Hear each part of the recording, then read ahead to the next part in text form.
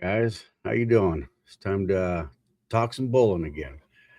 As you all know, that's what I like to do, and that's the whole purpose of this channel. So let's get right to it. So, yeah, this week's Tournament of Champions, or this year's Tournament of Champions, it's 2026. At Riviera Lanes, and I noticed that they keep calling it AMF Riviera. Maybe I'm just a little stubborn. I just think of it as Riviera. So, they can keep calling it AMF Riviera, but in my head, it's just going to be Riviera.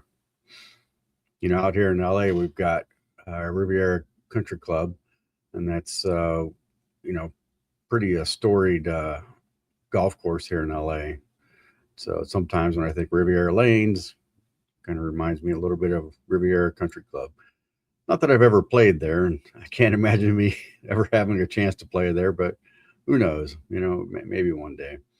But then that also goes with, Riviera Lanes. Maybe I'll never get a chance. I'm sure, my career's over. So, or I wouldn't call it my career's over. I'd say that I decided to not try and make bowling a career, a few years ago. But anyways, I just kind of thought that was an interesting thought that came around, whenever I watched some of this stuff, on YouTube about the Tournament of Champions this year, and they keep talking about AMF Riviera. So, anyways, let's kind of get to it. This week, a lot of storylines were coming up.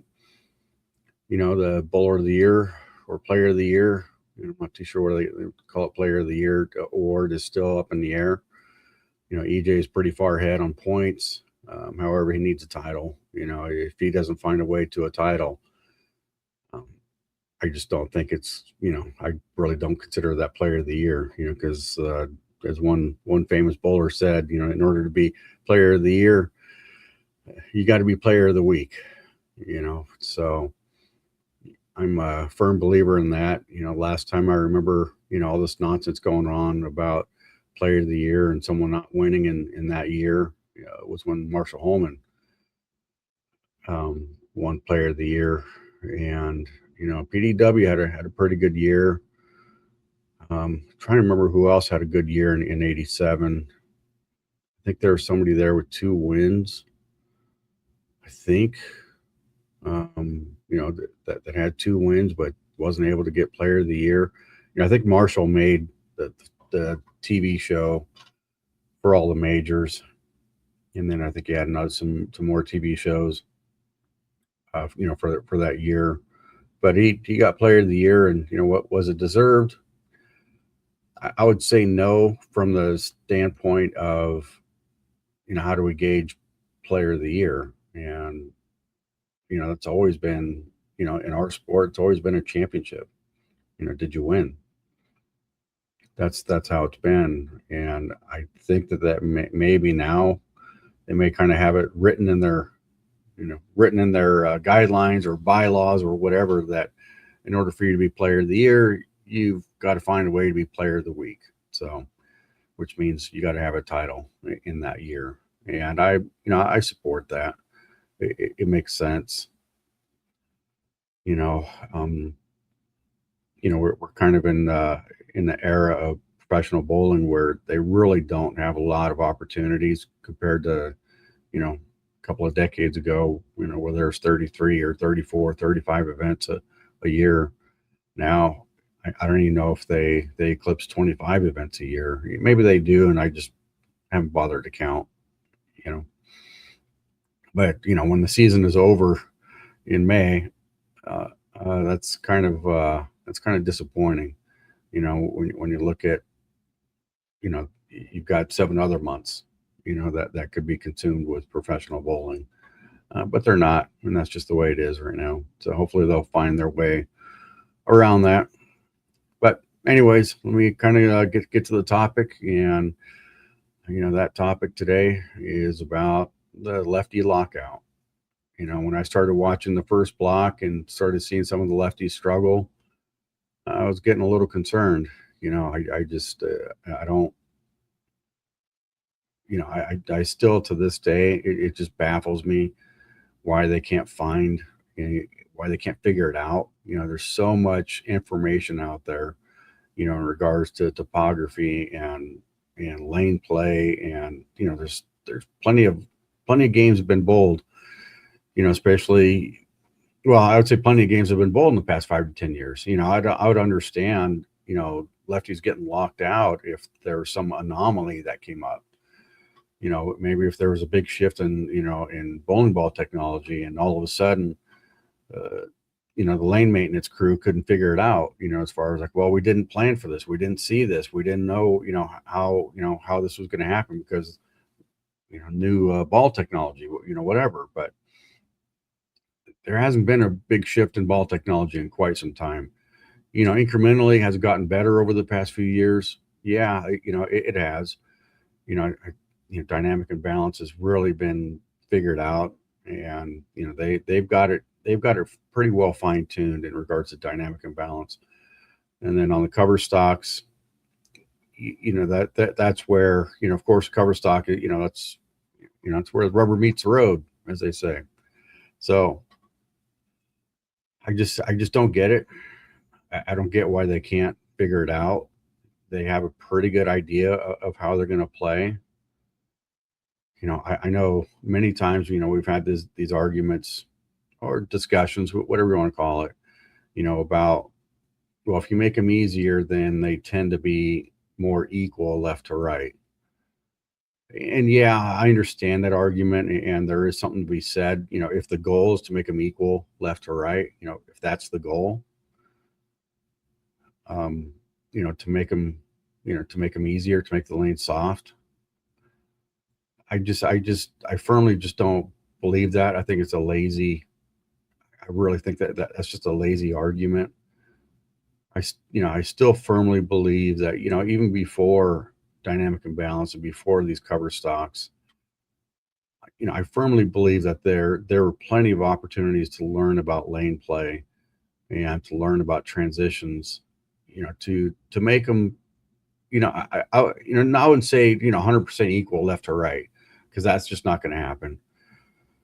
That's just, it's not, and I understand it and I get it, but what we're seeing right now, at least this week, and we've seen it in, beginning of the year. I think it was the Masters, where the left side was just dominating, and it was clear the left side had the advantage. Now flip it around this week, and this is a major tournament. This is a big deal, and for the left side to not even have a chance. I mean, basically they shouldn't even showed up. I mean, that's how bad it was. And I don't know what the excuses are for what lane maintenance is going to say at the end of the tournament. I'd imagine they're taking some heat right now. And I tell you what, if they're not taking some heat, they need to be taking some heat. Because this is BS. You can't do this. This is people's careers, and you're screwing around with people's careers. And if you want to come back and say, "Oh, it was a mistake," or "We didn't plan on it this way," or "We didn't do whatever," I don't accept that. I just don't. It's not right. What you guys did or didn't do, whatever it is. And we noticed this, the first block. And I'm not really a big fan of making adjustments, lane maintenance adjustments, throughout the week, even though I know that happens. Some people can deny it, whatever. But again, I'm not a big fan of it. And, maybe in this situation, if there was some legitimate mistake that was made, maybe I could see making an adjustment midweek, or, after the first day, you had 2 blocks, and I don't know if they're doing the lanes fresh on their second block. I'd imagine I could probably look it up and find out, but if they were doing them fresh, for the second block, at the beginning of the tournament, maybe the first block, lane maintenance made some mistakes. It's understandable. We can plan all we want, and we can predict all we want about transitions and how that plays out. But I tell you what, if they did re-oil that second block on the first day, that was the time to make the adjustment. And I'm guessing that they didn't make the adjustment because things just went from bad to worse. But anyways, let me back up a touch. Let's see who made the top five, and congratulations to them, and I wish them luck. Let me bring this up here. So Zach, bowled well, obviously bowled great, not just well, he bowled great, and he led the field, and I think he led by 100. And there were times, throughout the match play, that it got pretty tight. I think if you kind of looked at, maybe after the first two blocks, after 16 games of match play, I think the top six were within 100 pins or 120 pins. In match play, that's that's not much. That's basically, it's a coin flip, as far as, not even a coin flip. It's just it's a mystery bag as far as who's going to be on top at the end of 24 games of match play. So anyways, so I did like that drama, as far as, who's gonna figure it out. And Zach, obviously figured it out. And, he led the tournament, by over 100, I believe it was. So anyways, first match, you're going to have Belmo against Bonta. And, Belmo's looking to, get, bring back some of that magic, he had in previous years. And Bonta is looking for, Bonta finds his way through four matches and ends up, if he ends up, let's just say that Zach beats him, in the final match, that could be a case for Bonta, player of the year. But then, you look at Zach, and, if Zach does win that, that's a very good case for player of the year. So, it's going to be pretty interesting. My personal pick, is the kid. Let me pull this up here, and then we'll go through the stats. So anyways, pull this up here.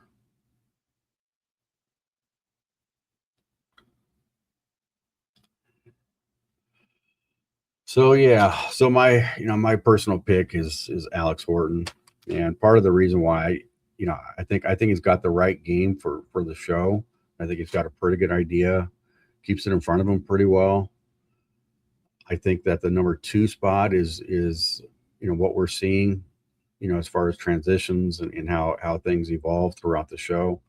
I think the number 2 spot is actually the most enviable spot, but also the number 1 spot nowadays. I would say, because of transitions, even though this hasn't really proven out this year, but the number 1 spot, it's one game to win the title, so that is preferable, and everybody wants to be the number 1 spot.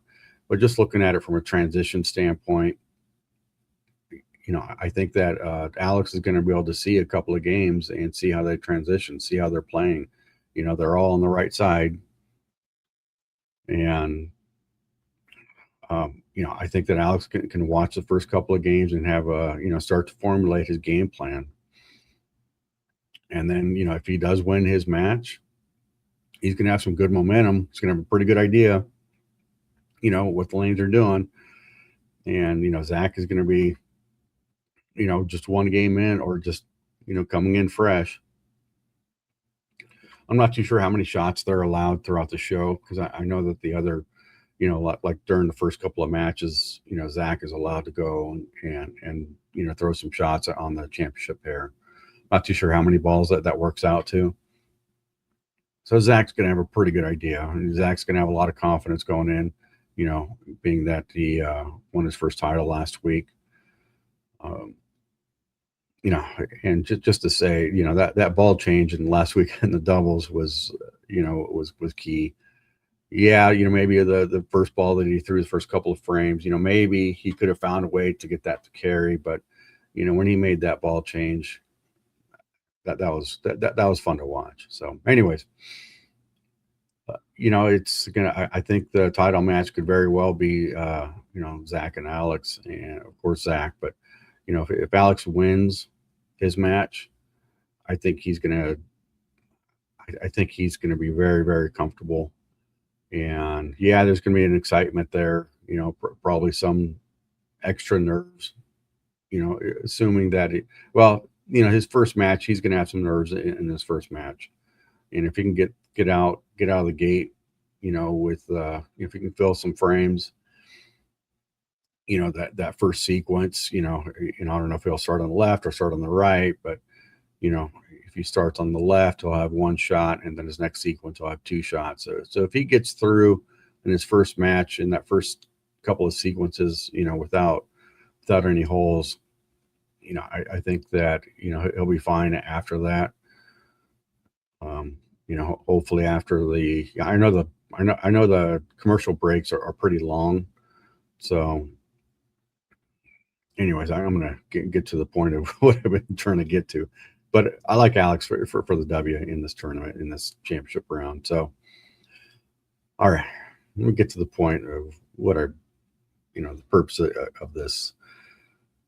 This is just unacceptable. I'm going to kind of read through. So of course I need my glasses, but before I read through that, you know, bowlers out there, support the sponsors. You know, I do. You know, I have been. You know, I think probably for a while. I don't know, maybe since they started. You know, I don't know if it's been a year ago or 2 years ago, but you know, ever since I seen, you know, that Dude Wipes was supporting the tour, I immediately started buying these, and I like them because they work a lot better than regular TP. So, anyways, you know, bowlers out there, support the sponsors that support the PBA. So, let's make sure we do that. So, anyways, let me get to it. So, you know, we had here. I'm gonna put this here so I can be. So basically, you know, we had. Let me see here. Put this here and change this over. So that's getting a little bit longer than what I wanted, but so be it. So be it. So Kyle, yeah, I think there was an injury there. I'm not too sure. You know, Jesper, what happened to him? You know, possibly an injury that looks pretty early. You know, to just bow out. You know, but it is after 8 games, and maybe he had a mystery injury. Who knows? You know, we've all seen that before. You know, people, you know, realizing that it's not their week, and you know, they could be pretty frustrated, you know, because it isn't their week, and they just want to bow out and they claim injury. Who knows? And I'm not, you know, assigning any, you know, that this is what Jesper did. I have no idea. I just know what happens. But anyways, you know, Jesper didn't even finish qualifying. Matt Sanders looks like it's the same thing, you know, as far as didn't finish his second block, 15 games. Kevin Williams, yeah, you know, he didn't have it, but he, you know, he tried. Or wait, that's right. These are 6-game blocks. So I don't know why I was thinking of 8-game blocks. You know, majors in the past were 8 games of qualifying, you know, per block. But anyway, so yeah, Kyle, you know, so basically 6-game blocks. Excuse me. So Kyle, you know, finished out his block and bowed out, you know, because of injury. Jesper bowled a couple of games in the second block, and he decided to bow out. It looks like Matt Sanders tried to, so that would be 6, 6, and 3. So he had 3 games to go, you know, to finish, you know, his qualifying, and bowed out. It's like a lot of these guys tried, you know, but then I don't know how accurate, you know, this is. You know, I'm not really a fan of this League Pals and how they organize everything, and the stats are terrible. You know, I mean, it's like they can show so many stats on the show, but we can't see stats here, you know. Anyways, that's a complaint for another day. So yeah, you know, you got some pretty good lefties here. You got Gary Haynes and Butters, Matt Russo and Packy, you know, Dio and Spencer. You know, these guys forget how to bowl. I don't think so. You know, you kind of go up here, and I think the top lefty was Grandpa. pretty sure he was top lefty, and he was 40th, 267 over. And how far off was he from even making the top 24? So he was, 370. I think it was like 381 or something like that was the top 24. So 260. So he's 120 out. It's about I don't know, 7 or 8 pins a game, and he was top lefty. I'm not too sure what happened. I'm not too sure who this Casey Cohagen is, if he's lefty. I think everyone else here is just all right-handed. So, anyways, if you're left-handed and you bowled this event, my only advice and thoughts are to find a way to, just find a way to forget about it. I'm sure that, at this level, being left-handed, you guys already have an idea of how to forget about it and just let this week go by. I spent a lot of times. I spent a lot of time with a buddy of mine, Billy Myers Jr. We bowled about 3 years together. 2 years in the regionals. We traveled together and all that, and then our at least my 1 year on tour, '95. We roomed together, and so we had we had a lot of time, to talk bowling, and talking about, of course, left to right, kind of thing. And, Billy was one of those, he had one of those thoughts where he should be able to compete every week, and he should be, he was good, and he should be able to compete every week. However, lane conditions, they don't allow that. And that's probably the most frustrating part, when you're on the left side is lane conditions, can easily lock you out, and some very marginal right-handers can beat you. And that's just the nature of our game, and it's very unfortunate. I don't think it should be that way. I just believe, with all the information that we have, that that we should be able to figure it out. That almost virtually in any bowling center with any event, I strongly believe that we should be able to figure it out, but we don't. I don't know what the reason is or the motivation is or whatever, but anyways, kind of my message to, to the players that went through this, the lefties, that went through this, that experienced this, just put it behind you. I would imagine all of these lefties have access to guys like Albee and Bone and Couch, the top lefties of our era, at least my era, and reach out to them. Even if it's just a 5 or 10 minute conversation, even if you don't think that you need any boost of spirit or whatever, just reach out to them for inspiration, and just be open, about, what happened at the TOC, and just kind of, talk to them. I'm sure they'll take your call. As far as, I don't have any personal experience with those three, but, what I've heard and kind of understood is that, those guys are good guys to talk to. And I know that, looking at this list of lefties that are in the TOC, I'm sure between Albee, Bone, and Couch, they'll pick up the phone and, they'll take your call. So I can't imagine them telling you to, shoo off or whatever. But anyways, reach out to them. Even, again, like I said, even if it has nothing to do with, how your feelings are or how your confidence is or your spirits or whatever, just, reach out to them for inspiration. And I'm sure that they can have some stories for you, where, one tournament they were, they're completely shut out, and then the following week, they won. I'm sure that they all have stories like that. So anyways, that's my quick little message, to the left side, just, reach out to them, and, just, they're those are the type of guys that want to help the next generation. So So anyways, hopefully, again, to the lefties, that they go into the next event, that they clear their mind and get after it. So anyways, that's about all I really have to say. Be good out there, keep striking, and support your sponsors.